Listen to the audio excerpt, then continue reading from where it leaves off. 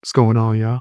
Right, Upchurch, he was speaking on a few things, and I thought it was actually something dope that we should look at. Right, he getting on his philosophical bag. Now, I like when he actually does that, fam. It's pretty cool. Not many artists can actually do type of deep thought. Right, and they not into that. They just want to say some mumbo jumbo. He's actually cooking. Let's take a look at it and tell me what you guys think. Let's hear the clip. You know how China has that like social score thing that everybody was talking about, how it monitors you and all this other shit, right? And your social score is based off of like how you act and what you do and this, that, and the other. Technically, that's not a bad thing if you're just a good person, right? If the rules aren't taken too far. See, our country is used to being manipulated all the time. What if it wasn't, though? What if it wasn't? Then would you be okay with it? I think it's funny when people are like, hell no, fuck it. You know what I mean? You know why it's funny? Because one, if you ain't doing nothing bad, then who cares? Two, it's already happening to you. Fool, you just ain't got a score for it. It's funny because they're always like, dude, you know they're watching through that iPhone, right? It's like, well, it's called an iPhone. It kind of implements that in the name. But here's my question, right? What for? Why is there a human calculator in your hand? Why does it want to know about you? There's obviously a lot of motherfuckers out there probably, they're the same ones that's like, yo, the feds are watching it. And yeah, they still have the phone in their hand. They know that they could be watched through the phone. And a lot of them are doing illegal activity and they're still not getting caught. So if that's the case, then what is it for? Well, if I thought that. But we do know something about the iPhone. We do know that they always change the camera quality and the stuff that scans your face, right? The most complex thing on your face that could be scanned or needs higher definition and depth to get an even more clear and clearer picture of would be what? Your eyeball. Right? Okay. Now watch this. Now let's think about evolution of humans. Let's say evolution is, because some people don't believe in evolution, but let's just take their idea of evolution, right? Okay. Well, we've changed a lot since we were Neanderthals, right? What's the only thing on your entire body that has not evolved the entire time? Your eyes. Now, some might say, well, our eyes don't need to evolve. I mean, if you think so, whatever. Some might say, well, technically eyes have evolved because the perception and the light and how... Okay, pause. Nobody gives a fuck. There was not anybody around to collect eyeball data, okay? There was no caves. They're like, hey, you want to go to the eye doctor? But to the people who say they don't need to evolve or can't evolve, yes, they can. They already have. That's why blind people, you know the blind guy that can make the clicking noise and he can kind of like tell the area of the room? That's evolution of eyes, because that's making vision when you have no vision. And some people might say, well, then that's technically that wouldn't be your eyes evolving then. It'd be your brain. I mean, yeah, but your eyes are directly connected to your brain. So technically it is, because it's a secondary form of vision. But look, why does evolution happen? It's because our body is disagreeing with whatever activity we either have to do or want to do over a long period of time. Okay? Well, some people say, well, what would be the reason for our eyes to have to evolve? I don't know. What do your eyes disagree with? Right? Some people might say, well, they'll evolve if it has to do with the sun and the moon, whatever, like light and dark. Yeah, possibly. I can see that. But what do we see all the time that we disagree with? The news, propaganda, all this shit, right? Okay, well, if brains, or if eyes have been watching that for such a long time and disagreeing with it, then I believe your eyes will evolve in a way to identify that kind of stuff extremely easy. So what if, since the eyes are the thing that hasn't evolved in forever, What if it don't mean they don't evolve? What if it means they're on the verge of evolving? Hell, what if it means there's people on Earth already that theirs already have evolved? And maybe the iPhone is looking for, well, people who have those sets of eyes. Because think about it, when an iPhone is scanning your face, right, and collecting data, it's using different components. It's using the camera, it's using the microphone, it's using shaders, it's using light, all that, right? Well, so is your body. When you look at something, well, your components are different. You use sound. Obviously, you have to have light. You're using your gut instinct. You're using your fight or flight. You're using all these different components. You are doing the same thing as the camera's doing. Hell, you are a camera. You're a walking lens. Hell, you got two of them. And when and if eyes do evolve, I think it's going to give people, by definition, a supernatural version of interpretation of whatever they're looking at, or a wider span of ideas of what they're looking at. And I honestly think that people are going to be able to look at inventions and artifacts and hieroglyphs, and they're going to be able to read them even if they don't know the language, just based off of their supernatural version of interpretation. And some people might think, hey, well, that's technically theorizing. Well, it's theorizing if you don't know that that's true, or you don't know that is how something happened, or that is how something was made. Then you theorize. I'm talking about motherfuckers being able to look at something and tell you exactly what the guy was thinking that made the invention that you don't know nothing about. That's what I think. And for anybody, it's like, man, that's far-fetched. Hey, man, look.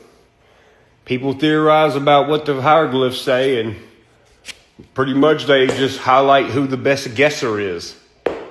So, I mean, and I'll give you kind of an example of what I mean. Like, obviously, it's going to be way more advanced than what I'm about to tell you, but, like, I mean, I'm not saying I have this. I'm just theorizing about the future, okay? Look. So, anyways, an example of what I mean is, like, you know when you hear the old phrase, dot your I's and cross your T's? Okay, well, in Collins Dictionary, according to that, dot your I's and cross your T's means pretty much pay attention to the task that you're doing, right? Okay, well, to me, when I hear dot my I's and cross my T's, I think, what the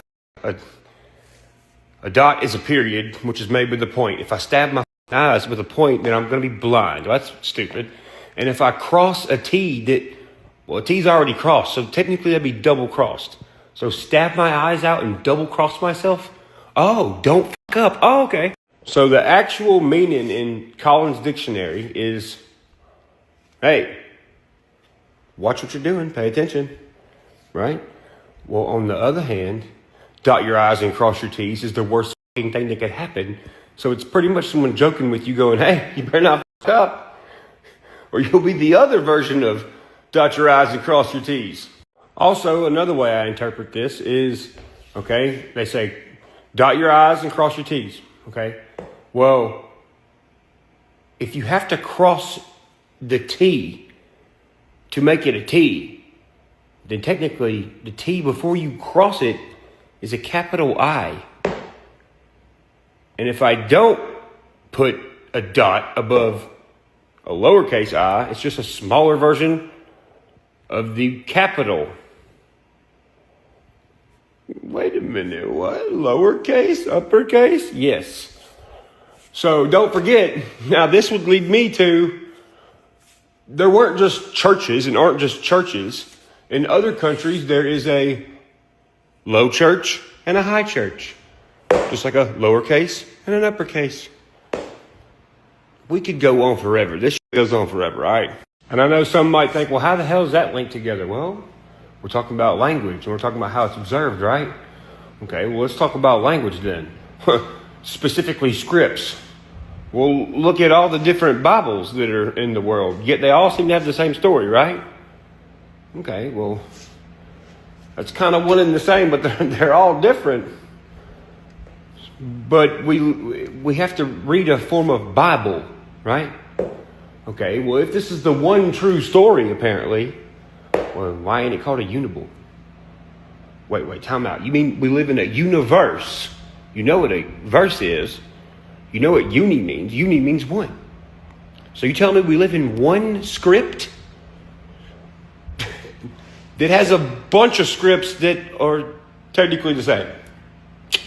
Do you see where I'm going with this? Somebody, probably a really long time ago, realized what color's done to people. Then they were like, wait a minute. Then they experimented with loud and soft. And then different keys, like tenor keys, like speaking. And like music. What do you know? Music. And maybe this person ran an experiment that was, and I'm talking like a long time ago, like probably, I'm thinking like 1600s, 1500s, right? Maybe they ran this thing so long, and maybe one day they just croaked, so it was left unfinished. I mean, what is it? Come on now. Come on. And that had to do with televisions and stuff. Well, there's televisions in our hands now. Yay. And to wrap this all up, look at the two major sides of belief. A lot of people believe in science. A lot of people are religious. Science doesn't technically believe in the same things religion does. It doesn't base it off faith. It bases it off on quote-unquote facts. Yeah, bullshit. And yeah, vice versa. They're both opposite, right? No, they're not. So in Christianity, the universe began by God saying, let there be light, right? Well, if he said, let there be light, that's sound. Science over here says, well, no, it was a big bang. Oh, what do you know? Another sound. So you both think it was sound, but you both say f*** you to each other. All right.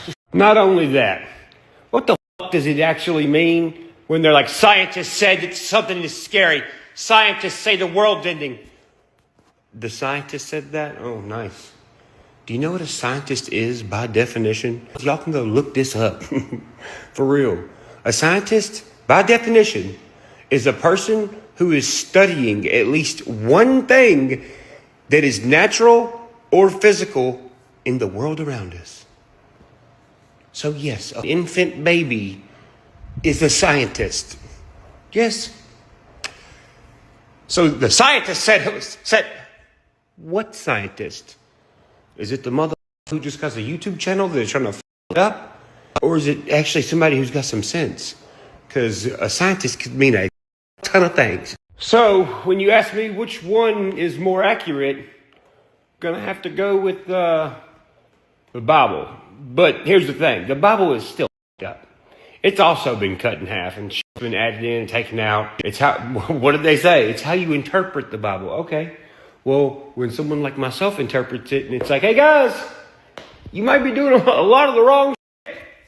They're like, deem him to hell. It's like, you said interpret the Bible. And the reason I think the Bible is more accurate than science, even though the Bible's been all up too, is because science indicates people are in the act of observing something for the first time.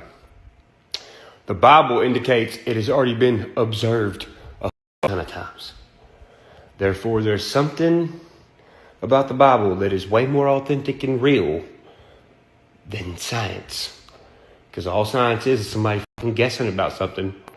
And hell, it could be an infant baby for all you know, by definition. But I'll leave you on that, all right? I like the fact that Upchurch, from time to time, does videos like this. It tells us what he's thinking. I like deeper thoughts in general, right? That's the type of movies and films I'm into as well, right? Things that make you think overall, stuff that's not just regular basic things, right? Stuff can have a deeper meaning, but I think a lot of people are afraid to even attempt to do that level of thinking. So the fact that Ryan Upchurch, he's coming out here and pretty much telling us different philosophies and just things that he just randomly can, come across on when he's just going throughout his day, just thoughts. I think that's fire. That's some stuff that I need to start doing. I need to start telling y'all what I think. Like how pancakes are trash compared to waffles. I said it. What? Okay, maybe my opinions ain't that damn deep. My opinions ain't as deep as where he going with it. But tell me what you think, guys. Not about the damn waffles or pancakes. I don't care what you think about that. Well, maybe you can. Tell me. There's gonna be a whole lot of waffle haters in the comment section. But tell me also what you think about what Ryan Upchurch said. Let me know in the comment section. Hit the like button. Share the video as well, fam. And check out my previous videos in my podcast, Smoke Break with BXB Sport. Should be able to find it on the channel. Also sign up for memberships if you're able to.